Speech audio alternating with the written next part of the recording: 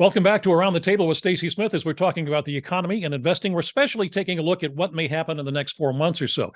Kim just gave a much wider perspective of 3 to 5 years as she's viewing things.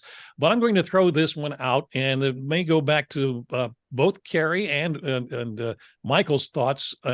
Carrie's focusing on the consumer. Michael's taking a look at the labor department or the labor numbers.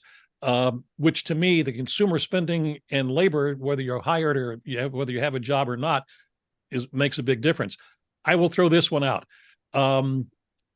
We are threatened with a strike by the UAW coming up. Their contract runs out on September the 14th. And for the first time, I think ever, maybe the first time in a long time, the UAW leadership is talking about if they don't get a new deal, they will go on strike against all three of the big Detroit automakers. Usually they only go on strike against one. If they go on strike, will this have any kind of an impact on the U.S. economy and perhaps on stocks heading down the road? Anybody can jump in. Stacy, short term, it's going to affect the economy for however long the strike lasts, not unlike the current strike of the writers and film people. There's no new shows coming out. I mean, if you want to watch Colbert or Kimmel or Fallon, it's reruns because there's no writers. There's also no movies being created. And when they quit making cars for whatever length of time, there won't be new cars. So there's car salesmen who won't be making money. These guys won't be making money. And the question becomes, how long can they hold out?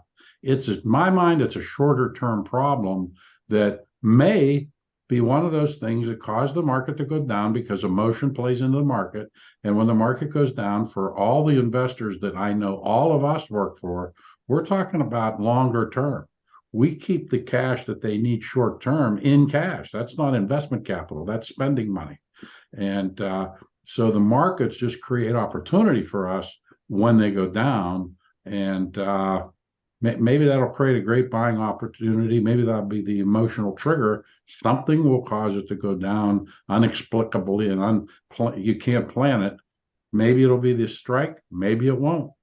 Biden may come rushing in and make a deal as presidents have done in the past. We'll see. We've just been through a couple of years where there were no cars made or, reliably.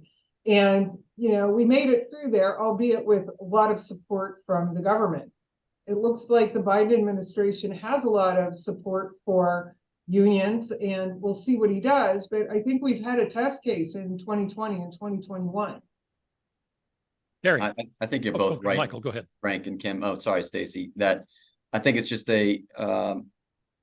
just another idiosyncratic risk that could happen in the market. We've gone through a number of labor disputes with the airlines over the past couple of years, as Frank mentioned. It's happening in Hollywood now. I mean, if something happens there, I don't think it's going to be big enough to send the markets down that much. I think it'd be more of a near-term blip, if anything at all. But again, this is kind of just a microcosm of what we're seeing across the labor markets in general in the U.S. People just continuing to demand more wages because inflation's been higher over the past couple of years. And one of the reasons why we think at Fregasso the Fed has to keep rates higher for longer, which is not the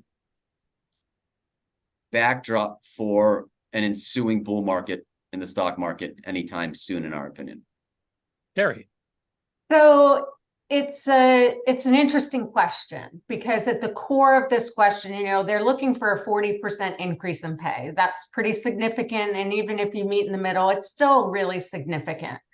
So this goes back to something we discussed several weeks ago, which is wageflation, that we have seen, wages go up. They actually are moderating right now to a more reasonable number. But when we've had wage inflation in the past, it generally doesn't end until you have a recession. So you look at something like this and the domino effect of so many affected by a strike like this, and you really could see a softening of the economy. And if that happens, what we would more than likely see are stock valuations come down. It goes back to what Frank said. You know, you don't know what necessarily what it's going to be that causes prices to go down. It is very easy for us on this show to say, wow, that's a great buying opportunity, which 100% of the time in the past, it has been. And it probably will be. But when you're dealing with people and you're dealing with their emotions, you know, that's why the four of us are employed. Because if it were so easy, people wouldn't need us.